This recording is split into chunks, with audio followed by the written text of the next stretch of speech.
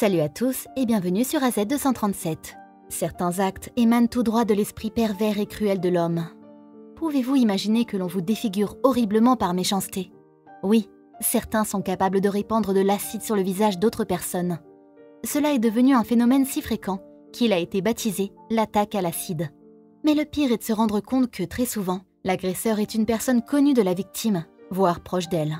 Du moins jusqu'à ce qu'il décide d'utiliser ce produit chimique dangereux à cette fin tout à fait choquante. Dans de tels cas, le dommage n'est pas que physique, mais aussi psychologique. Cette vidéo est tirée d'une histoire vraie. Découvrons ensemble ce qui est arrivé à son héroïne. Voici l'histoire. Mais avant de commencer, j'aimerais vous rappeler qu'après avoir regardé cette vidéo, vous pouvez faire un tour sur notre chaîne pour découvrir de nombreuses histoires à la fois incroyables, intéressantes et émouvantes. Et n'oubliez pas de vous abonner à la chaîne et d'activer la cloche de notification si vous êtes nouveau parmi nous. L'histoire de Naomi est une histoire tragique de trahison et de perte.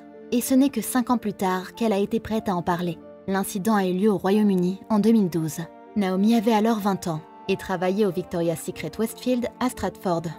La nuit de l'attaque, Naomi rentrait à pied du travail. « J'ai pris le bus pour rentrer chez moi. Je suis arrivée à l'arrêt, juste en face de ma maison, à Bromwell Road. Alors que j'étais au téléphone avec mon petit ami, je ne sais pas, quelque chose a attiré mon attention. Je me suis sentie un peu surprise. J'ai regardé à côté de moi et je me souviens avoir vu quelqu'un en noir. Le visage de la personne était couvert. En me retournant, je me souviens avoir vu cette silhouette.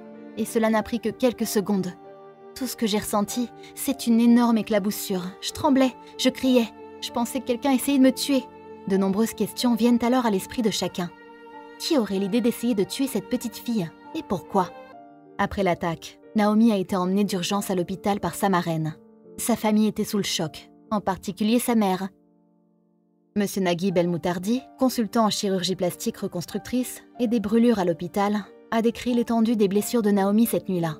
Il a déclaré que les blessures se situaient principalement sur le côté droit du visage, sur le devant et au milieu du cuir chevelu. Elle touchait également le nez, la lèvre supérieure, une partie du cou, l'avant-bras et la main droite, ainsi que la cuisse gauche. Au début, Naomi a eu beaucoup de mal à accepter son changement physique et son apparence actuelle. Son visage s'est déformé, ainsi que certaines parties du corps et des mains. Elle a beaucoup souffert et a perdu la paupière sur son œil droit. Elle a atteint le point où elle ne voulait pas survivre. Mais en plus, elle devait se rendre fréquemment à l'hôpital de Broomfield. Elle devait aussi voir le chirurgien et faire des traitements au laser 3 fois par an. Après un certain temps, Naomi a atteint le stade de l'acceptation de son corps. La police locale a commencé à enquêter pour savoir qui avait fait cela à Naomi. Il semblait que ce soit la première fois que la police entendait et voyait un acte aussi brutal à cette époque. Ils ont commencé à recueillir des informations auprès de Naomi pour tenter de trouver l'agresseur. Ils lui ont posé des questions telles que « Est-ce que quelqu'un l'a menacé de lui jeter de l'acide dans le passé ou non ?» Et la réponse a été oui. Naomi a affirmé que l'une de ses camarades de classe l'avait menacée de lui jeter de l'acide au visage dans le passé. Elle leur a expliqué qu'elle s'était brouillée avec son amie Marie et qu'elle l'avait menacée de le faire, mais c'était il y a longtemps. Elle a ajouté que son amie Marie, de temps en temps, l'appelait et lui envoyait des messages et demandait de ses nouvelles. La police a amené Marie pour un interrogatoire 6 semaines après l'attaque de Naomi.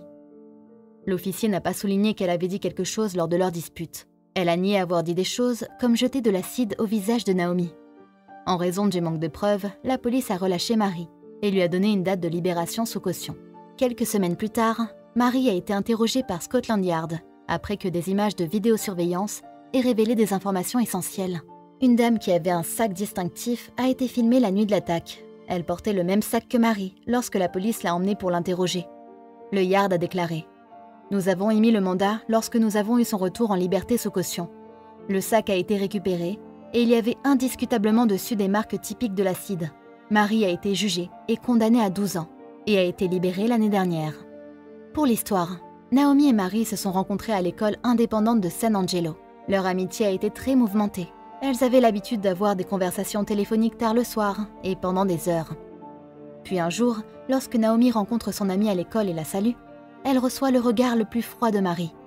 Mais plus Naomi l'ignorait et traînait avec d'autres amis, plus Marie se mettait en colère. Avec le soutien de sa mère, de sa marraine, de son petit ami et de ses amis, Naomi se remet et reconstruit sa vie. Elle a exprimé son ultime bonheur de voir son petit ami, sa famille et ses amis l'entourer et lui faire sentir qu'elle est aimée. Elle a déclaré « Il n'a pas été facile pour moi de faire face à ce qui s'est passé sur le plan émotionnel et physique. J'ai réussi à tirer le positif de cette expérience. Je continue à m'efforcer, à guérir et à me rétablir chaque jour, à devenir une personne meilleure et sage chaque jour et à être plus aimante envers moi-même. Elle est fière de ce qu'elle est aujourd'hui.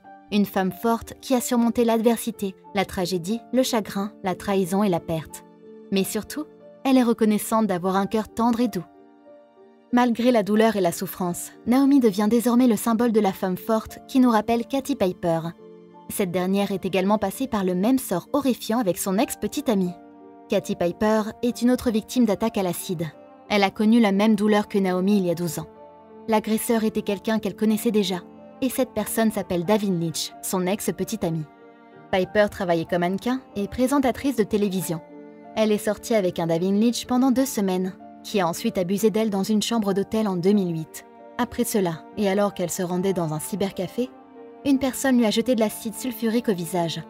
Il semble que David Lynch ait engagé une personne pour faire cet acte affreux. L'agression a causé de graves déformations sur le visage de Piper. Son œil gauche est devenu aveugle. Le Sun rapporte qu'elle a passé 2 mois à l'hôpital pour soigner ses blessures. Pendant cette période, les médecins ont pratiqué 40 opérations sur Katy. Elle a également dû porter un masque en plastique 24 heures sur 24 et 7 jours sur 7 pour se protéger. Finalement, elle s'est améliorée et a transcendé différents problèmes qui étaient auparavant un défi pour elle.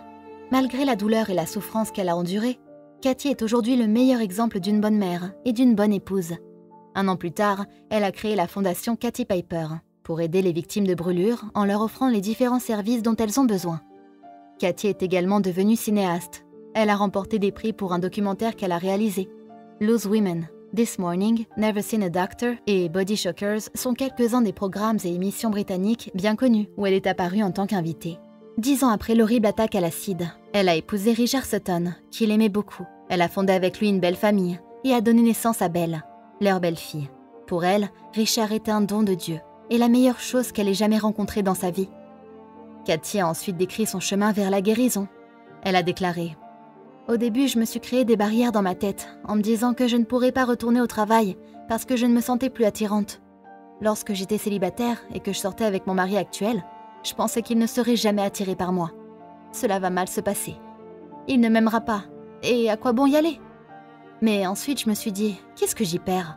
Mes expériences m'ont appris que la confiance et le bonheur sont des choix de vie. Ce n'est pas de la chance. » Elle a exprimé son idée sur l'argent par rapport à la santé humaine et ce qu'elle a appris de l'horrible attaque à l'acide qu'elle a subie. Elle a dit « Mon visage a fondu, je suis aveugle et personne ne veut me connaître. Personne ne veut être avec moi. Et je ne peux plus travailler. Combien cela vaut-il ? Rien. C'est sans intérêt. Vous pourriez me donner des millions, il n'y a pas de prix. Ça n'a pas d'importance. J'ai toujours pensé que je voulais être riche, être célèbre.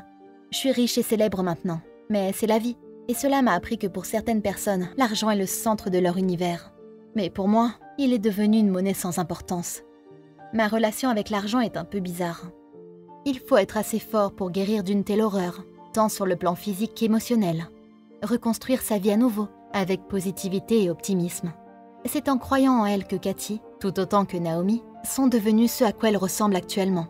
Soit une épouse et une mère, soit une femme professionnelle. Car au final, le physique n'est qu'une enveloppe, c'est ce qu'elle renferme qui compte le plus. Quelle est votre opinion au sujet de cette histoire ? Dites-le nous dans les commentaires. Si vous avez aimé cette vidéo, alors cliquez sur le bouton j'aime et partagez-la autour de vous. À très bientôt sur AZ237.